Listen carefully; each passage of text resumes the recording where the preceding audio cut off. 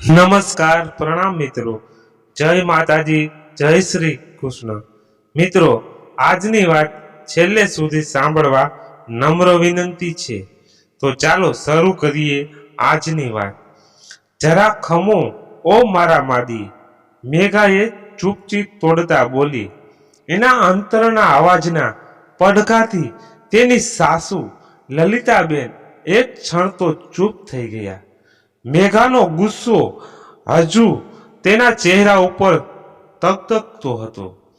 ત્યાં તેની માનો ચહેરો તરવરવા માની શીખ યાદ આવી. બેટા, વાણી વિલાસમાં શબ્દો વેડફવા નહીં. બોલાયેલા શબ્દો આપણા રહેતા નથી કે પાછા ગળી શકાતા નથી.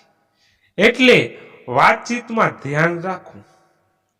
માના શબ્દો યાદ આવતા મહા મહેનતે મેઘાએ તમતમી રહેલી લાગણી ઉપર કાબુ રાખ્યો.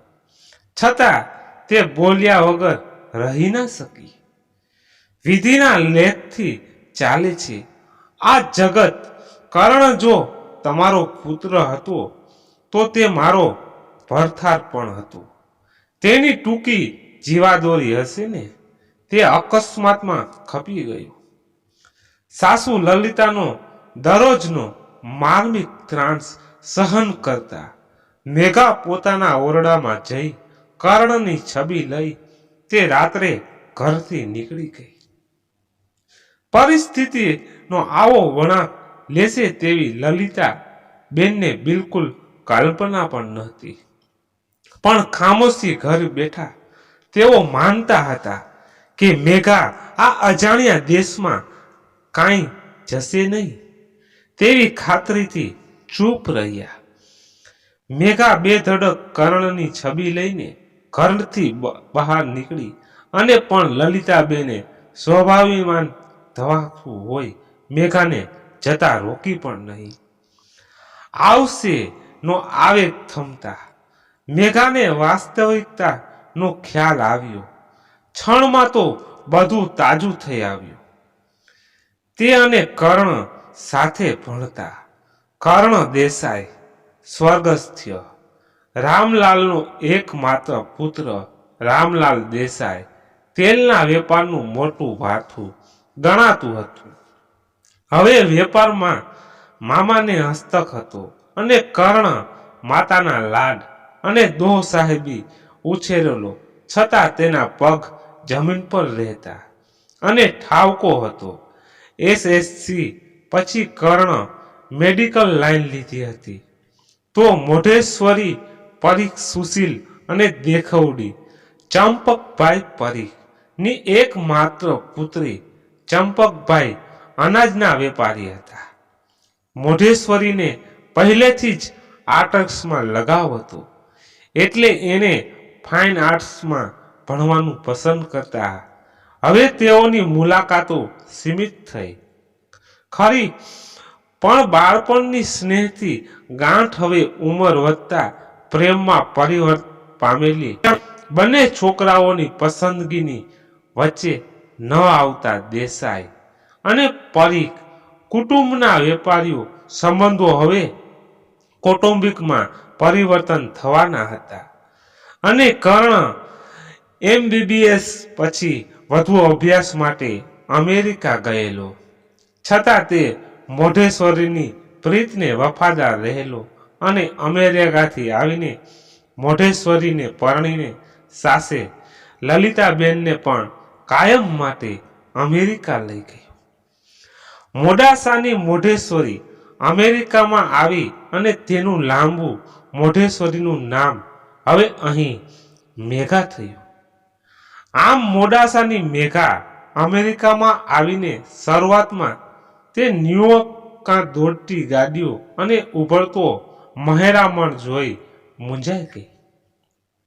સહજ સાંપડેલી સાહેબી અને સ્વપ્નોની દુનિયામાં મેઘા ધીમે ધીમે કર્ણના સાથ અને કર્ણની માતા લલિતાબેનના સહારાથી ગોઠવાઈ ગઈ. લગ્ન પછી પહેલી પ્રેગ્નન્સીના સમાચારથી કર્ણ, મેઘા અને લલિતાબેનનો આનંદ ચરમસીમાએ હતો. પણ વિધાતાને કઈ બીજું મંજૂર હશે? નાતાલની રજાઓમાં મેઘાએ આઈસ સ્કીઇંગમાં જવાની વાત કરી અને કર્ણ તૈયાર થયો. બંને જણા ગયા. આખા દિવસની મજા માણ્યા. પછી પાછા આવતા તેઓની કાર નડેલ રોડ અકસ્માતમાં કર્ણનું મોતિયું થયું હતું અને મેઘાનો તેમાં આબાદ બચાવ થતા તે આ દુનિયામાં અટૂલી પડી. કર્ણના નિધન પછી લલિતાબહેનના સ્નેહમાં એકાએક ઓટ આવી હતી.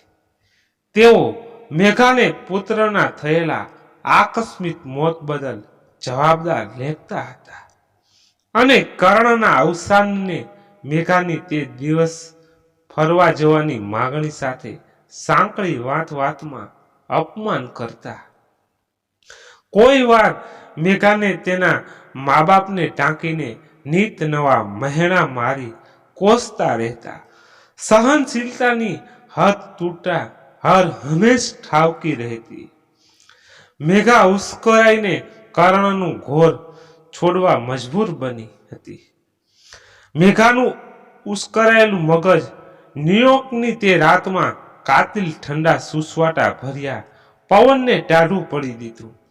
ઘેરથી તો નીકળી, હવે ક્યાં જઈશ આ આફાટ પ્રદેશમાં? એક મનોમન નજર પોતાના પેટમાં રહેલ કર્ણની નિશાની ભાળી.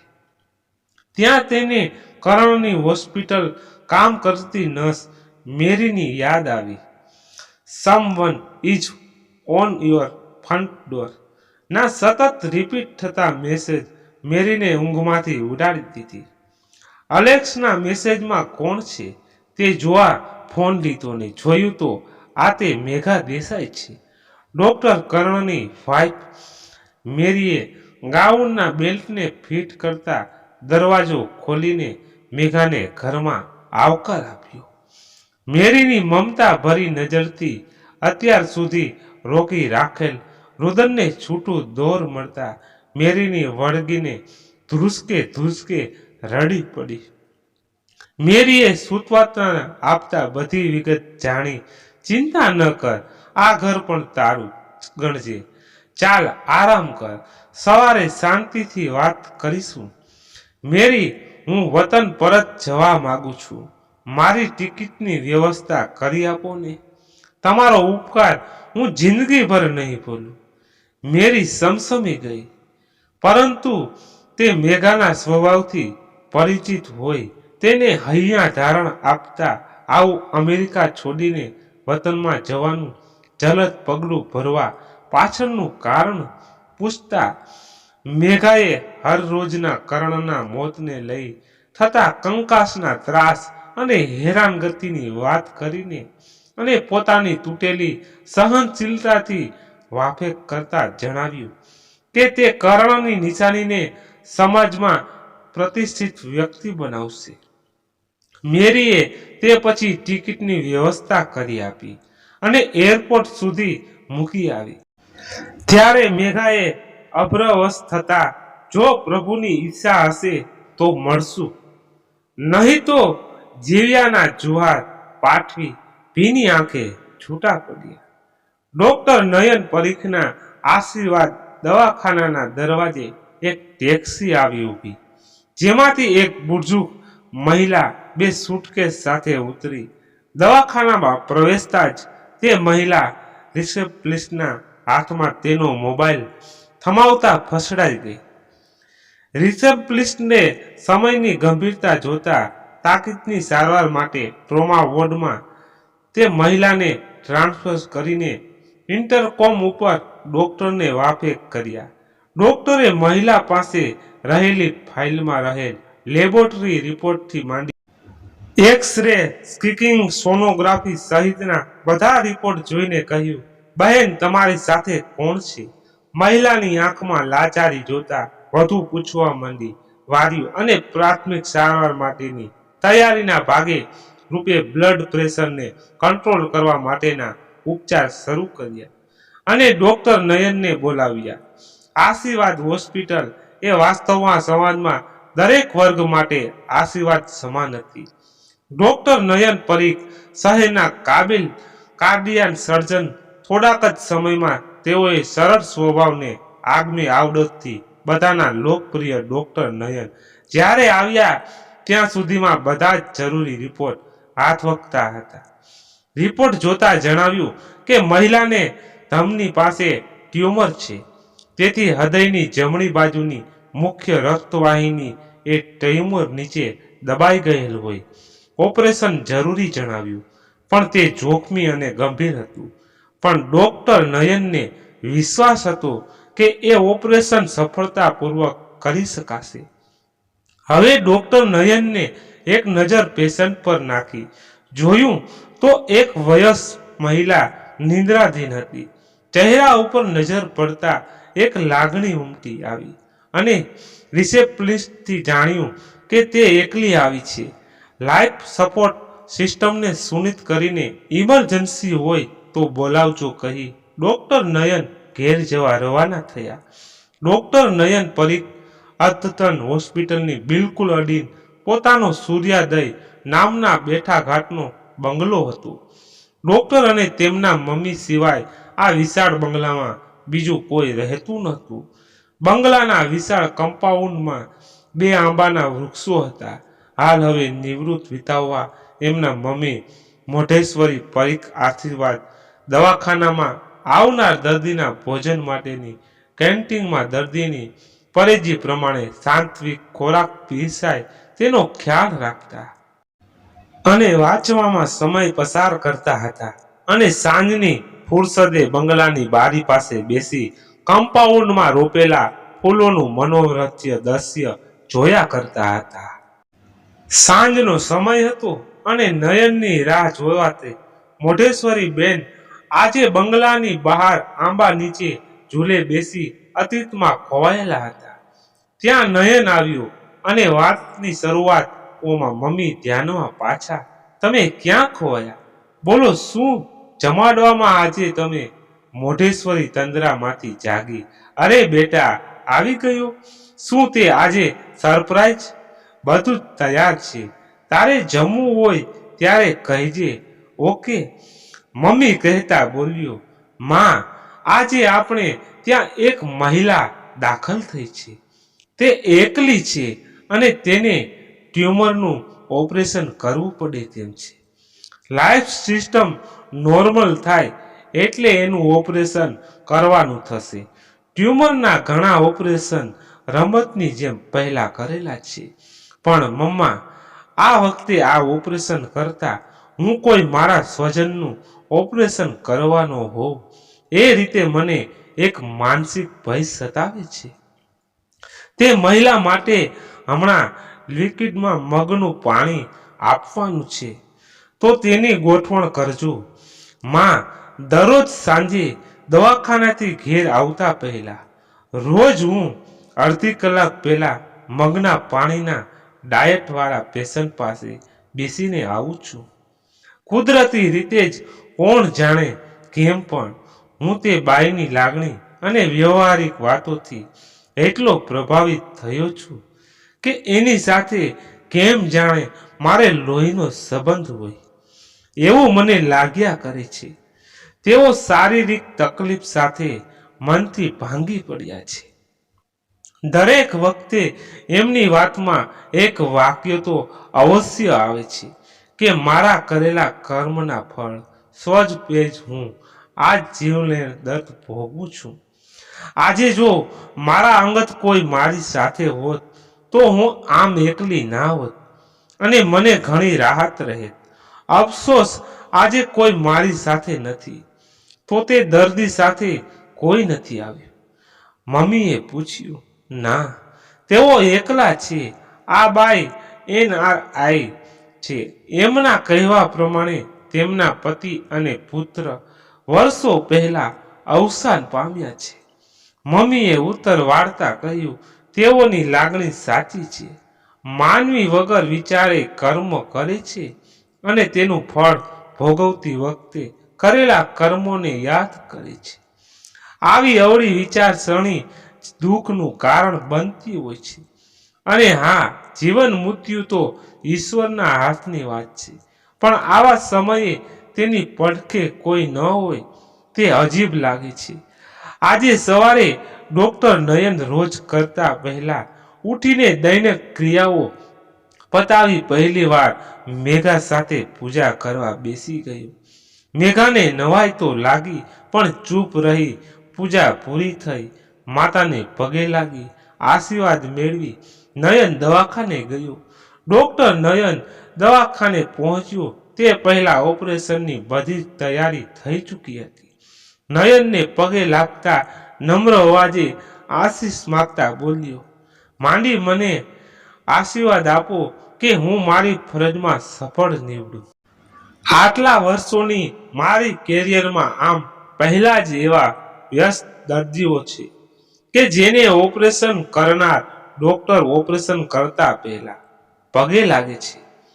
તે મહિનાથી આંખના આંસુ છલકાયા અને ડોક્ટરના માથા ઉપર હાથ મૂકતા બોલ્યા, આજે હું દર્દી તરીકે નહીં, પણ તને એક પૌત્રની સફળતા ઈચ્છા નાખનાર આ અભાગી આશીષ આપે છે.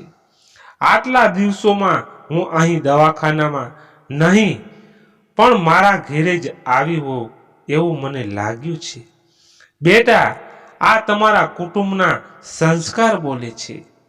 એટલું કહેતા તે મહિલા તે આંખ આંસુ ન રોકી શકી.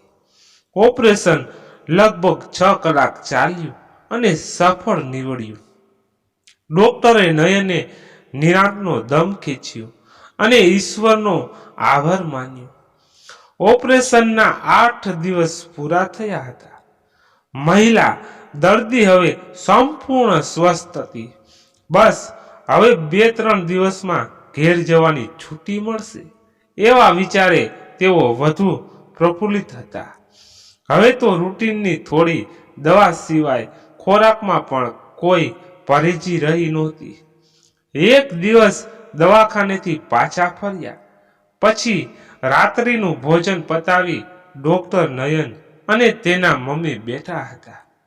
ત્યારે નયને કહ્યું, મમ્મી, હવે મગના પાણીવાળા પેશન્ટને 2 દિવસ પછી હું દવાખાનામાંથી ઘેર જવાની રજા આપીશ. હવે એ તદ્દન સાજા અને હવે ભયમુક્ત છે. બેટા, મને એમ લાગે છે કે છેલ્લા 15 દિવસથી તારા દવાખાનાના કેન્ટીનની ફીકી રસોઈ ખાઈ એ કંટાળ્યા હશે. હવે જ્યારે તેઓ જાય જ છે ત્યારે આવતીકાલે હું તેઓ માટે આપણા ઘેરથી ટિફિન મોકલીશ. માએ કહ્યું, વાહ માં, હું પણ મનમાં એવું જ વિચારતો હતો ત્યાં તમે મારા વિચારોને વાચા આપી દીધી. ખરેખર ઉત્તમ વિચાર છે. ડોક્ટરે માતાના વિચાર સાથે સહમતિ આપતા કહ્યું, પણ કાલે હું પણ ઘેર જમવા નહીં આવું. મારું પણ જમવાનું સાથે પેક કરજો. બીજે દિવસે બપોરે ભોજનના સમયે ડોક્ટરને ઘેરથી ટિફિન આવ્યું. નયને તે મહિલા સાથે જમવા બેઠા. ટિફિન ખોલતા જ વેઠમી મરચાના વડા અને રીંગણ બટેકાનું શાક, કચુંબર વગેરે જોઈને ખુશ થયા. આરામથી ભરપેટ જમ્યા. છતાં તે મહિલા વ્યવસ્થિત અને બેચેન જણાતા હતા. તેમની ભીની આંખ નયનથી છુપી ન રહી. તેઓને આ રીતે રડતા જોઈને પોતે તેના પલંગ ઉપર બેસી સાંત્વના આપતા રડવાનું કારણ પૂછ્યું. તે મહિલા બેઠા થયા અને રડતા રડતા ડોક્ટરનો હાથ પોતાના હાથમાં લેતા બોલ્યા, ડોક્ટર સાહેબ, આજની જમવાની વાનગીઓ એ મને ભૂતકાળમાં ધકેલી દીધી. વેડમી મરચાના વડા અને રીંગણ બટેકાનું શાક મારી પ્રિય વાનગી છે. સામાન્ય રીતે વેડમી સાથે ખાલી બટેકા હોય, પણ હું હંમેશા વેડમી સાથે રીંગણ બટેકાનું શાક જ ખાઉં છું. એટલું જ નહીં, પણ વેડમીમાં જાયફળ અને કેસર એ પણ મારા ટેસ્ટ મુજબના હતા.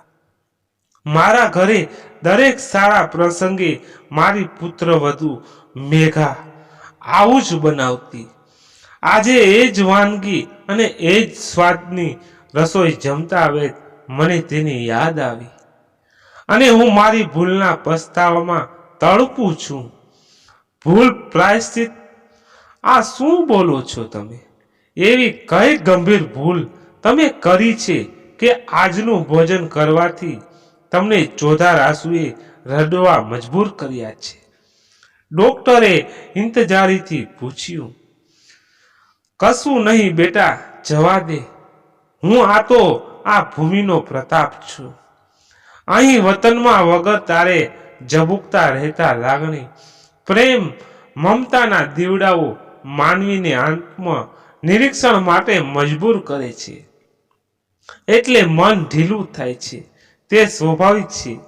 હવે તો 4-5 દિવસમાં પાછી અમેરિકા જઈશ. ત્યાં આવું નથી. ના માં, તમે માંડીને વાત કરો. દિલનો મૂંઝારો કાઢો. તમારી બીમારીનું કારણ પણ નીકળી જશે. ખબર નથી કેમ પણ મને આજે ડોક્ટર તમારા ઉપર વાત્સલ્ય ઉપજે છે અને તેથી જ હું આજે તમારી પાસે મારું હૃદય હળવું કરીશ.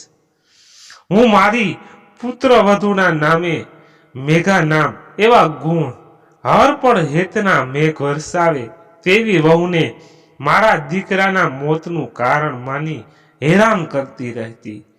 તે બિચારી સહન કરતી રહેતી તેમ હું વધારે માનસિક ત્રાસ આપતી. છેવટે તે જતી રહી. તે રાતનું વહાણું હજુય વાયું નથી. સમયની થાપટે આવી પડેલા કાળા દિબાંગ દિવસોથી હું આટુલી પડી અને આવેશ થમ્યો. ત્યારે બહુ જ મોડું થયું હતું. મારી જિંદગીમાં તે દિવસથી શરૂ થયેલ લાંબી રાતનું હજુ પ્રભાત થયું નથી. મેં તેના પિયરમાં તપાસ કરી, તેની ભાળ મેળવવા અનહદ કોશિશ કરી, પણ કમનસીબે એનું પિયરનું ઘર પણ વેચાઈ ગયું હતું અને હું તેની શોધ કરવામાં નિષ્ફળ રહી છું. ઈશ્વરે જાણે એ આજે ક્યાં અને કેમ હશે. જે બનવા કાળ હતું એ બની ચૂક્યું છે. હવે એનો રંજ ન રાખો. હૃદયમાં તમારી તબિયત ફરીથી બગડી શકે છે. આ રીતે તે મહિલાને સાંત્વના આપી નયને ઘેર જવા નીકળી ગયો. કેમ કે આજે તબિયત સારી નથી કે કોઈ ગંભીર વિચારવામાં અટવાયો છે કે શું બાબત છે? ઉદાસ, નિસ્તેજ અને મૂંગા રહેલા નયનને જોતા માએ પૂછ્યું. ના માં, બરાબર છે, પણ આજે મેં જિંદગીમાં આવતી કરુણ દાસ્તાન સાંભળી અને તે હજુ સુધી મારા માન સપટમાં સરકી રહી છે. નયને ઊંડો નિસાસો નાખતા કહ્યું. એવું થયું છે? વિષમ્યતા ભાવ સાથે માએ સામો પ્રશ્ન કર્યો. માના આજના આપણા ટિફિનને મગના પાણીવાળા પેશન્ટને રડાવ્યા અને તેમની જીવન કથા સાંભળી ત્યારથી હું ચિંતામાં છું. એટલું કહી નયને તે મહિલા પેશન્ટની પૂરી આપવીતી ટૂંકમાં કહી સંભળાવી.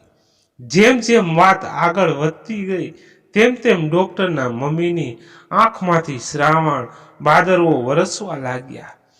નયનની વાત પૂરી થતા મમ્મીએ પૂછ્યું, પેશન્ટની વહુ મેઘા હતી ને? અને પેશન્ટ લલિતાબેન છે ખરું?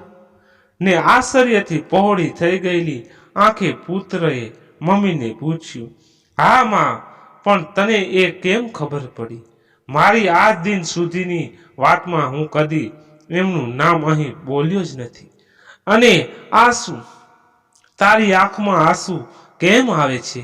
બેટા, એ મહિલા પેશન્ટ બીજા કોઈ નથી પણ તારા દાદીમાં જ છે.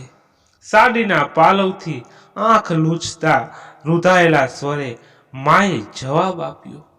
માં, પણ તું કેવી રીતે આમ માને છે? અસમજ નયનને માતાને પ્રશ્ન કર્યો. આજે આટલા વર્ષે હું મારી વરાળ કાઢું છું. સાંભળ દીકરા, મેઘાએ સાસરિયાએ આપેલ મારું નામ હતું. તારું જન્મ સ્થળ ભારત પણ. તારા પિતા અમેરિકા નિવાસી હતા.